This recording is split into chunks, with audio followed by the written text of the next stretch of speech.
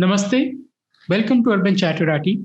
And today I'm joined by Kanchan Gupta ji to discuss the latest results which are coming in which the TMC has won an absolute majority in Bengal once again, even though Mamta Banerjee has lost her seat in Nandigram. So, Kanchan Gupta ji, welcome to the show. Thank you. So, sir, what has happened in These Bengal? surprises. Many people were predicting that BJP will win. Some were saying it will not win, but it will cross 100 seats in the election. But suddenly we find that it is struggling somewhere around mid 70s, while the TMC has got more than 210 seats once again. So, what exactly has happened in this election? See, the more sensible of the exit polls had suggested that this was a very tightly contested election. And today's results sort of tend to validate that point. And the exit polls had also indicated about 60, 64 odd seats, which were marginal seats in the sense that they could go either way. That point too seems to have been validated by today's results. But if we look at the overall results and the rough data or the early data that has been put out by the Election Commission, one point that comes through very clearly is that, for instance, the Trinamool Congress's vote share between 2019 and 2021 has gone up from 44% to 48%. So that's a 4 percentage point increase. The BJP's vote share, on the other hand, has come down from 40.6% to about 39%. Now, the rise in the TMC's vote share corresponds with the decline in the vote share of the Congress and the left. So clearly there has been a lot of votes from the Congress and the left which have migrated to the Trinamool Congress. And this, of course, is also borne out by the fact that the Trinamool Congress has won in what were considered the last of the Congress bastions in North Bengal, Murshidabad, Malda, etc., etc. So this kind of a vote shift, it could just be because voters decided they had to stop the BJP, or it is because the shift was instigated. So if you recall that by the fourth round, the Congress and the left had virtually sort of slowed down their campaign. The Congress campaign, of course, disappeared after the fifth round. So there may have been a tacit deal that they will be transferring the votes, but those are things which must remain in the realm of speculation. What is a fact is that the rise in the BJP, in the Trinamool's vote share is it just matches the decline in the left and the Congress's vote share. Linked to this is the point which I was making on another platform a short while ago. I think the BJP underestimated the Muslim voter, the number of Muslim voters in West Bengal. As per the 2011 census, West Bengal's Muslim population is 27.1%, if I'm not wrong. But between 2011 and 2021, that number would have increased substantially. If you factor in the migration which has happened from Bangladesh to India, if you factor in natural demographic increases, then that number would have gone up substantially. I won't be surprised, and I mean, unless the 2021 census happens and the numbers are out, uh, I won't be surprised if the Muslim population in West Bengal now hovers between anything between 32 and 34%. And across the state, they voted in a block. They voted for the Trinamool Congress. Even in seats where the Muslims have traditionally voted for the Congress, they shifted their vote to the Trinamool Congress this time. Muslims who had continued to vote for the rump of the CPM, they shifted their votes, and it was an amazing consolidation. So this was the revenge of the Muslim voter for CAA stroke NRC. And the violence which we had seen during the CAA agitation in West Bengal, that violence has now been channelized into votes.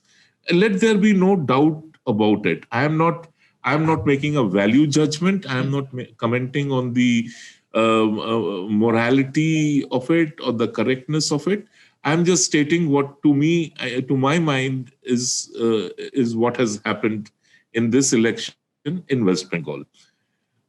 Along with that, I think the BJP also overestimated the ability of the left-led Congress Islamist front to split the Muslim vote. So if there had been, say, even if 20% of that vote had split, then Mamata Banerjee would have been in trouble. But that split did not happen.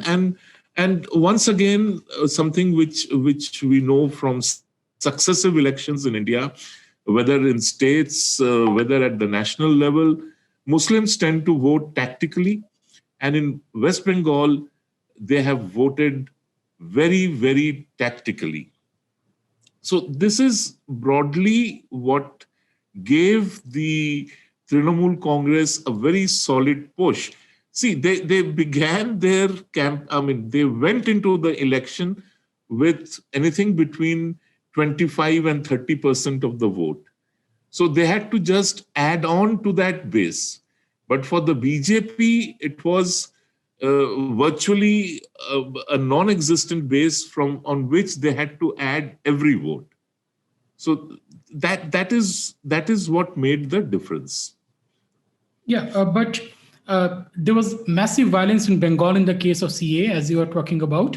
But why BJP failed to consolidate the Hindu vote? Or let's say, why did the Hindu votes again went back to the Mamata Banerjee, which did nothing when there was violence on the streets last time? Basically, why did the BJP tried very hard? They tried to get the Kolkata vote by getting some prominent figures from the art and culture. They tried to mobilize the Namoshudras and other caste by going to them and meeting, trying to pandering to their community-specific demands. But somehow it was unable to put together what is called this united spectrum of Hindu votes, or what some people have called Subaltern Hindutva. Why did it fail for the BJP? Well, if you look at, again, let me go back to the vote shares. So 38% vote share for the BJP, it would essentially be, all of it would essentially be Hindu votes. Yes. So to say that the BJP would be erroneous. Now, if we look at the Trinamool Congress's vote share, which is 48%. Now, if 30 percentage points of this are Muslim votes, they would have added on another 18 odd % Hindu votes. So in terms of Hindu votes mobilization, I think the BJP has done well. Could it have done better? Yes. Now, how? Again, this is my assessment. I think where the BJP failed was to get the Hindu vote out in full force on voting day. Now, the reasons for this could be multiple.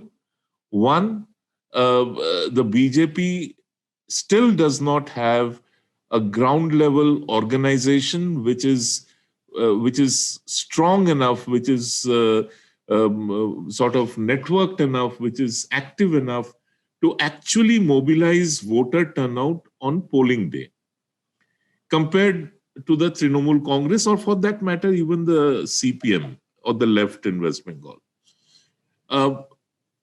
Apart from that, now again, historically we know that barring a very narrow stretch of India, which is the Gangetic Plains, and maybe goes up to the western shore,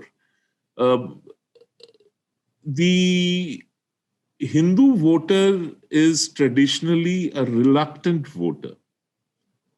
How often have we seen Hindus voting aggressively? How often have we seen Hindu voters voting tactically? Or how often have we seen Hindu voters rising above social identity markers to vote collectively? So this is something which you have to keep in mind. Now, bearing all these realities, and let me tell you, in West Bengal, often we hear, oh, caste is so alien to West Bengal. Oh, social identity markers are alien to West Bengal. That's balderdash. If you read Bengali literature, whether it is of the early 19th century, late 18th century, even late 19th century, early 20th century, Sarat Chandra, for instance, if you read Sarat Chandra's literature, there is a lot of casteism in Bengali Samaj, in Bengali society. It has always been there. It may not have been in a very aggressive manner, but it was always there. And so what we have seen yet again is that despite that demography of West Bengal is posing a serious challenge. I won't say it is posing a serious challenge to Hindu existence or the survival of the Hindu, no. But the fact that there is a challenge, a demographic challenge, that the Trinamool Congress for the last 10 years has practiced a particularly venal kind of politics of pandering to the extremist elements among Muslims, virtually sort of, playing second fiddle to the rise of Islamism in West Bengal, or enabling the rise of Islamism in West Bengal. Despite that, this election shows that Hindus are still shying away from voting tactically, voting in full force, voting aggressively, if only to ensure that the threat they face is contained and there is some rollback and there is some pushback. Now, if you look at the way the hills have voted, I think that is what was expected of Hindus across West Bengal. If the Gorkhas could vote in this manner, why is it that the other Bengali Hindus in the plains failed to aggressively turn out on voting day and vote vote for a very clear mandate against the Trinamool Congress? If you speak to Bengali Hindus, middle class Bengali Hindus, everybody says, "Oh, it's very worrisome what's happening. Oh, I am so concerned about what's happening. আমি তো আর থাকতে পারবো না, আমার বাড়ির লোক আর থাকতে পারবে না, আমাদের এবার অন্য জায়গায় যেতে হবে." All this you will hear. And yet, when push comes to shove, people step back. Is it because of the pandemic that the voters were hesitant to turn No, out? I don't think so. That I know Kailash Vijay Varghya ji has I think made this point. I read somewhere in one of the news items this evening that he said that perhaps the pandemic kept voters home.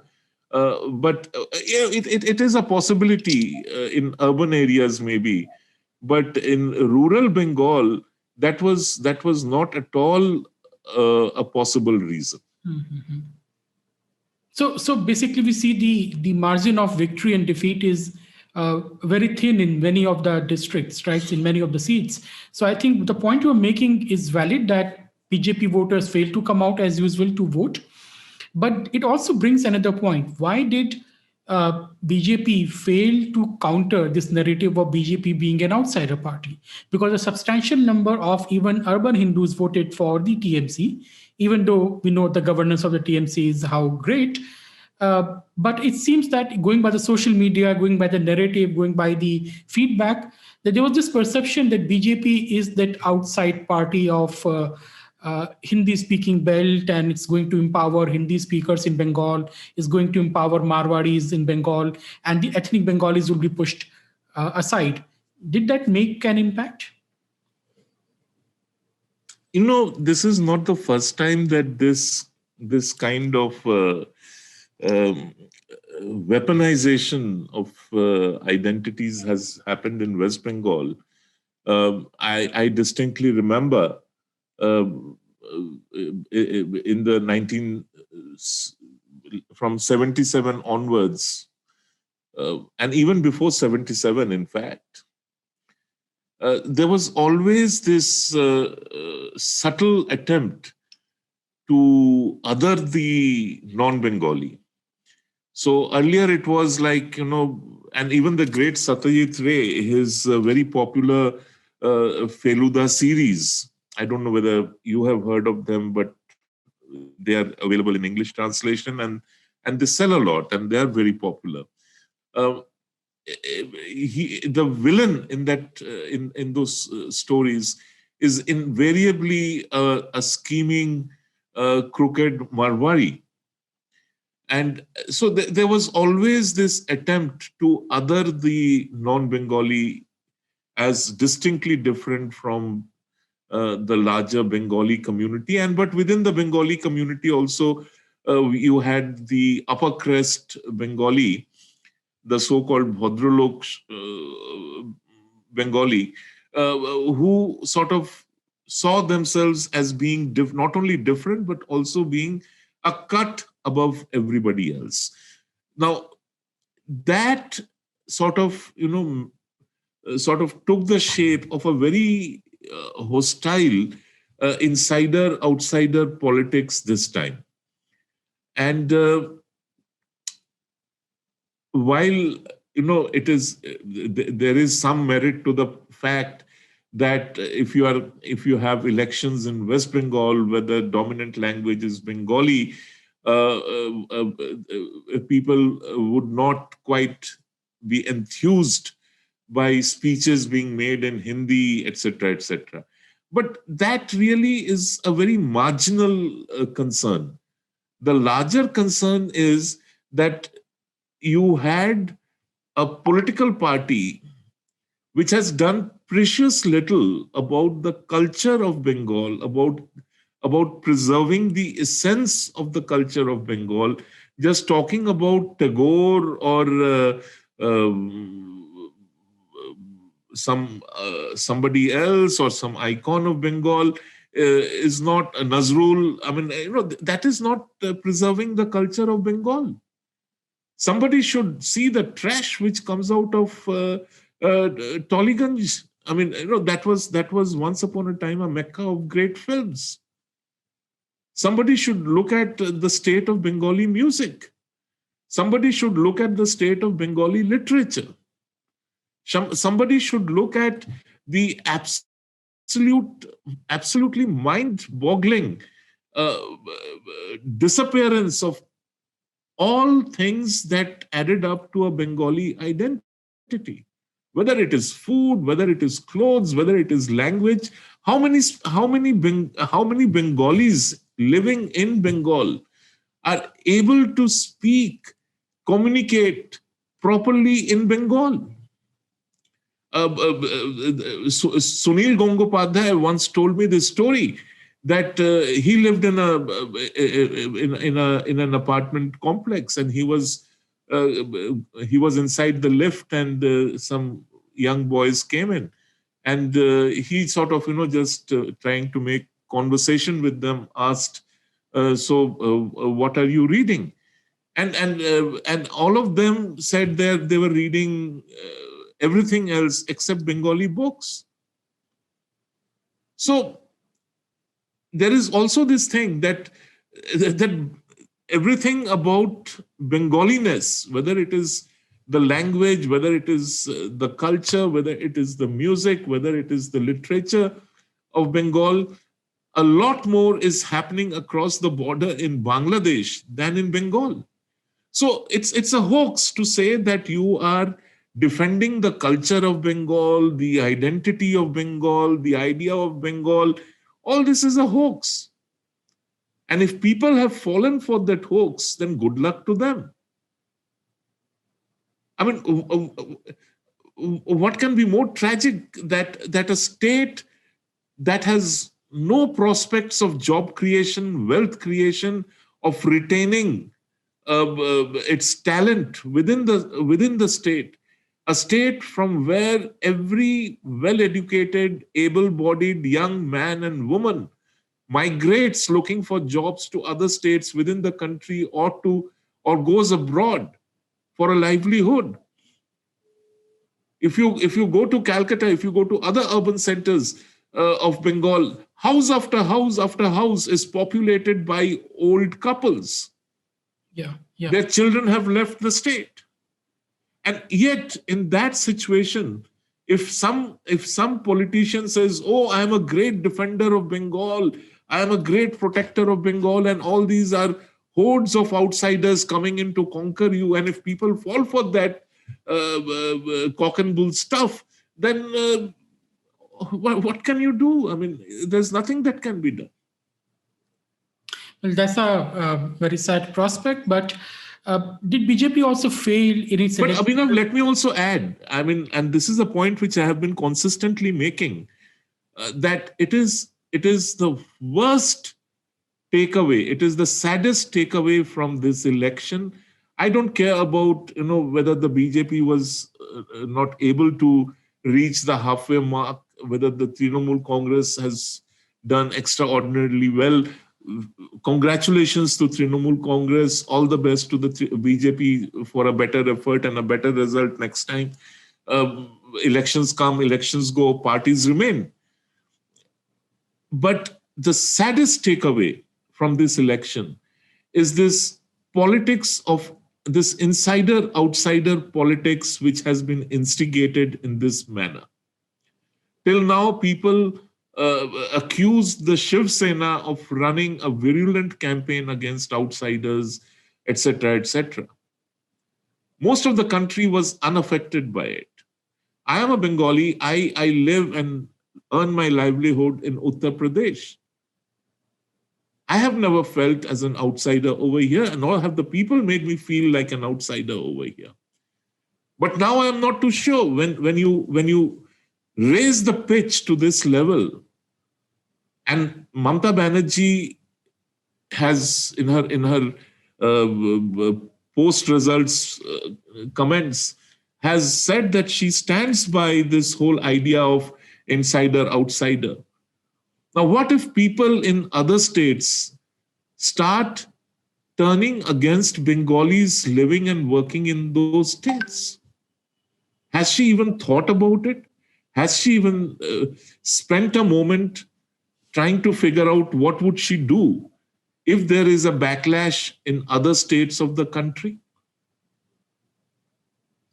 Please. But apparently for Mamata Banerjee, the illegal migrants from Bangladesh are insiders, but someone from some other part of India is an outsider. Even the people who are living in Bengal for generation, they're outsider. But someone Rohingyas coming from Bangladesh, they are insider because she said that she's going to protect them and give them citizenship and refuge in Bengal. But another point is that did BJP fail in its electoral strategy? Did BJP fail to plan on the ground how to counter the TMC's narrative and how to choose candidates? See, one has to give credit to the BJP for putting in every possible effort to perform well in this election. And it's not something on which they have been working for only 2 months or 3 months or 6 months. They have been working on West Bengal, in West Bengal, in a very concerted manner for the last 4 or 5 years. And part of the results of that work were visible in the 2019 general election when the BJP won 18 seats in West Bengal. Now, since it won 18 seats, the party believed and people believed that if you use 2019 as the takeoff, then there is no way the BJP can underperform in 2021.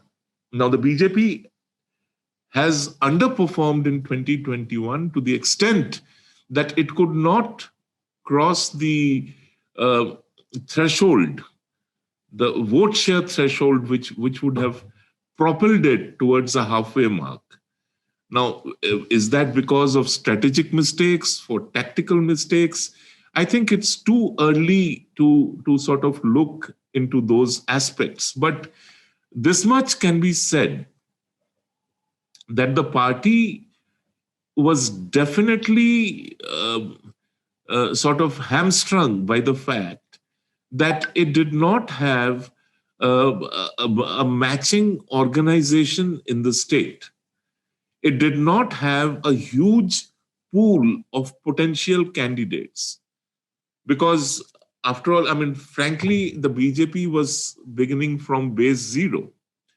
And to sort of pitch for all the seats also meant that the BJP had to come up with candidates for all the seats. Now, that is never an easy prospect, even in a state like UP, MP, Rajasthan, Gujarat, Maharashtra, where the BJP is well entrenched. And you know that, I know that. So, given these realities, could they have done a better candidate selection? In hindsight, possibly yes. Could they have been more focused on winnable seats? In hindsight, possibly yes. But those are things which I think will have to wait till we have the granular details of of how the voting happened. What were the margins? Remember, I'm pretty confident that there are a large number of seats where the margins were very narrow. Everybody is saying that this is true. And now, how narrow was the margin? Supposing in seats where the margin, I think, so say the margin is 500 votes. That means you have lost an election by 251 votes. If the margin is 1,000 votes, that means you have lost that election by a actual margin of 501 votes. And even if it is, say, 10,000, you have lost the election by a margin of only 5,001 votes. In an assembly election, these are not very big numbers. Which brings me to the assumption or to the suggestion that possibly the BJP was unable to ensure a full turnout of people who would have voted for the party. So on polling day, it's always, the art of winning an election is primarily to get out your voter on polling day. And if you are unable to do that successfully, no matter how well you have campaigned, how well you have planned and strategized, it's not going to work. So it is possible. I'm not saying it's a fact. It's possible that the BJP was unable to mobilize voters or its voters on polling day to an extent that it would have enabled the BJP to cross the threshold of vote share, which would have sort of propelled it towards a larger number of wins. But also, did BJP suffer because of a lack of a mass leader in Bengal? Is it a problem in BJP now that you don't have strong regional leaders who can carry the election by their sheer presence? It's always a temptation when you have somebody as hugely popular as Narendra Modi to run every campaign around Narendra Modi. His political capital is so huge that even if he squanders or if he expends a part of it in a state assembly election, the total would not be impacted. The total of his political capital would not be impacted. This is quite like the time, Mrs. Indira Gandhi's heyday, when for every election, she would be the mascot of the party. She would be the person around whom the election would be contested. In the South, it was Indira Amma. In the North, it was Indira Ji. That is how it happens. And this is very South Asian. I mean, I don't want to use the word South Asian, but this is very South Asian. This is very subcontinental. Whether it is in India, whether it is in Pakistan, whether it is in Sri Lanka, whether it is in Bangladesh, whether it is in Nepal, you name the country, it is the same. It's the same way in which campaigns work. Having said that, it is always useful to have a local face. It is a potential chief ministerial candidate, a possible chief ministerial candidate, if not one, then maybe multiple, 2, 3 faces. And you can say that, look, we have a talent pool and we are going to select from this talent pool. The BJP, although did keep on saying that, look, if we win the elections, the chief minister will be a Bengali. He will be from here. He will be from this state. He will be an insider. And sadly, a lot of intellectuals, a lot of media houses who sort of added fuel to Mamata Banerjee's absolutely pernicious insider-outsider politics kept on sort of creating this hawa that who will be the BJP's chief minister? Will it be somebody from here? I mean, it's ridiculous. Ever since the first election was held in independent India, show me one state where a non-resident of the state became chief minister. One municipality, one panchayat. I mean, that politicians are able to run such a campaign and get away with it also reflects on we the people. Yeah, it also reflects on media as well, that is not questioning the people in power, because for them questioning the people in power in Bengal means questioning Narendra Modi, not Mamata Banerjee. But coming to another point, as soon as the election results have been announced, there is a onset of violence in Bengal. As of now, we see many party offices of BJP are being burned, houses are being attacked, and there are reports of assault on the women as well. What is this culture of violence in Bengal around the elections? There is violence in other parts of the country as well, but nowhere it is as systematic and as vicious that if you belong to this party, we are going to kill you. Well, Abhinav, this is something which began, or which sort of first manifested, political violence first manifested itself and during the first 2 governments headed by the left, or in which the left was a dominant partner. the first United Front government and the second United Front government.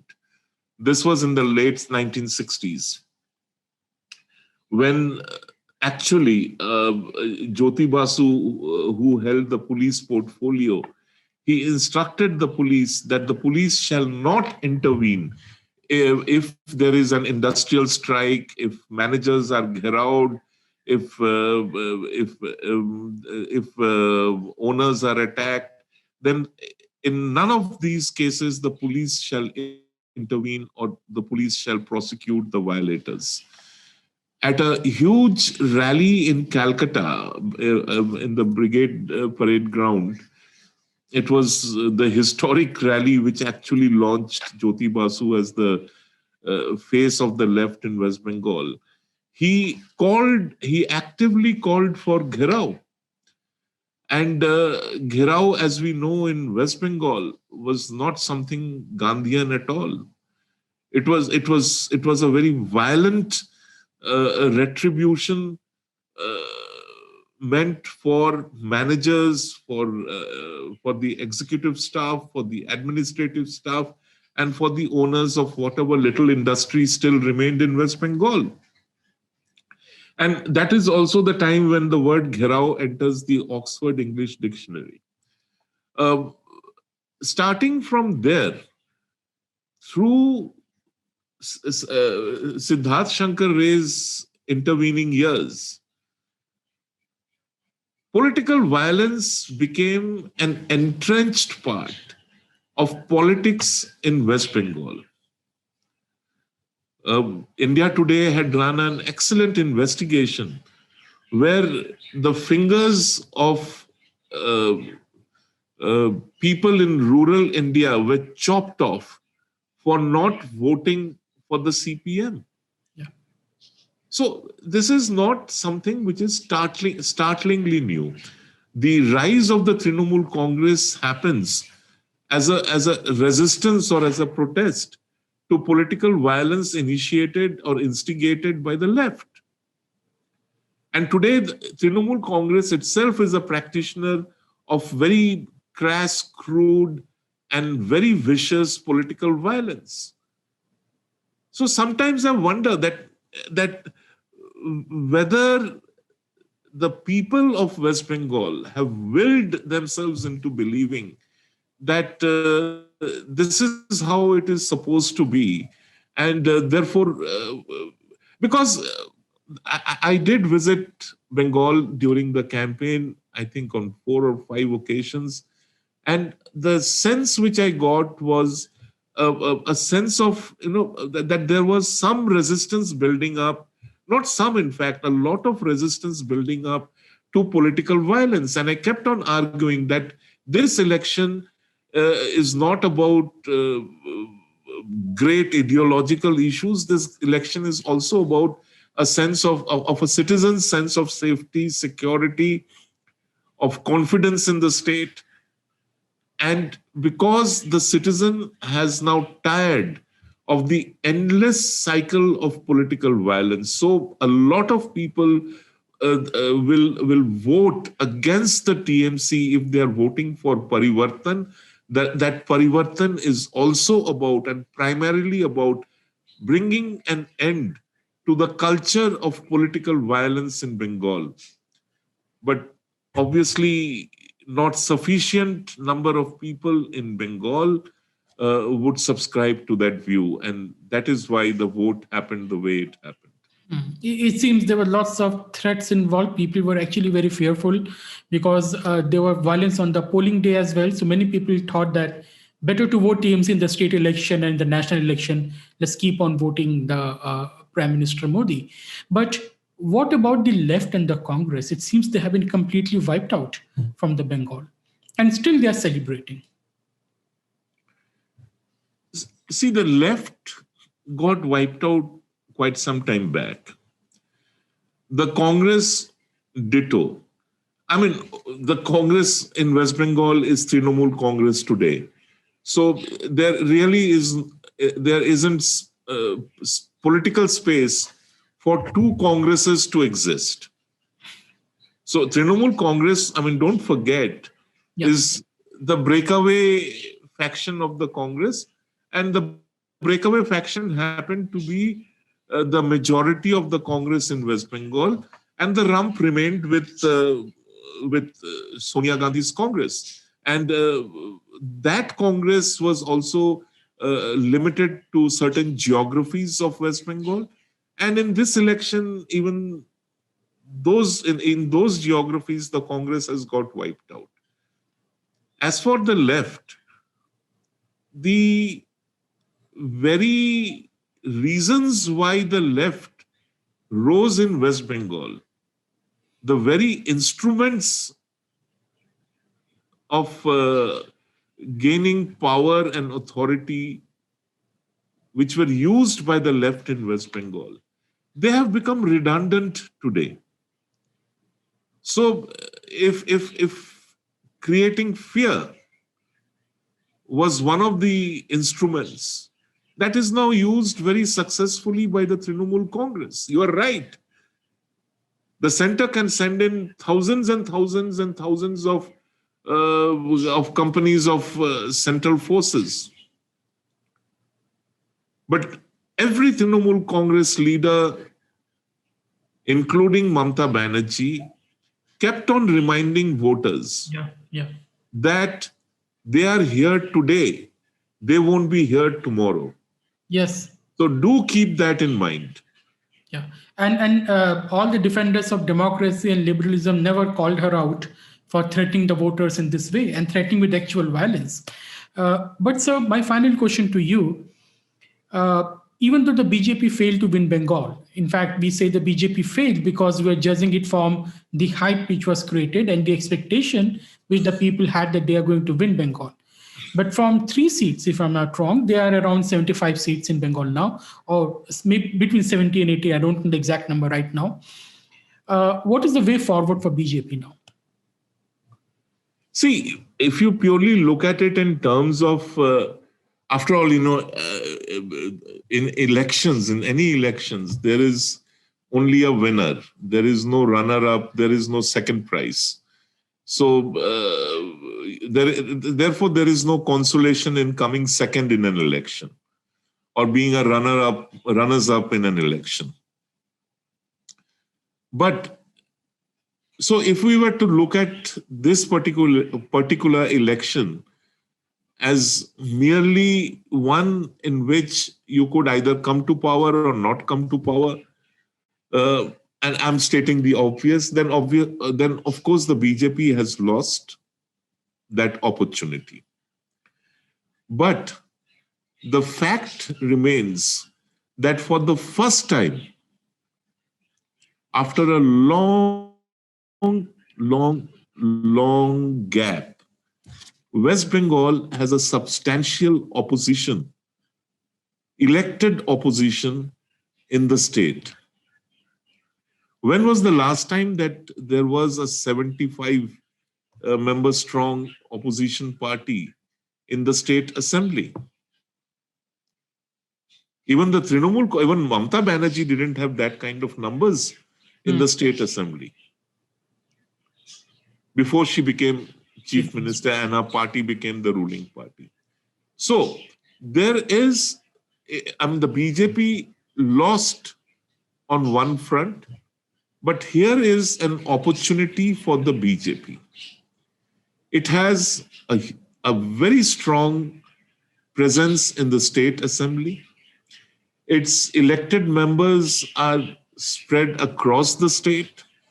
So if it is able to come up with a good, strong leader who will be leader of the opposition inside the house and outside the assembly, then they can achieve a lot between now and the 2024 election. Mind you, anti-incumbency is something which is not going to end just because Mamata Banerjee won a third time. And if that leader of opposition and this large group of opposition MLAs are able to do substantial work on the ground in terms of putting up a resistance to politics of violence, in terms of putting up a resistance to the cut money culture, to corruption, to political high-handedness, if they are able to connect with more and more people, then the results would show in the 2024 election.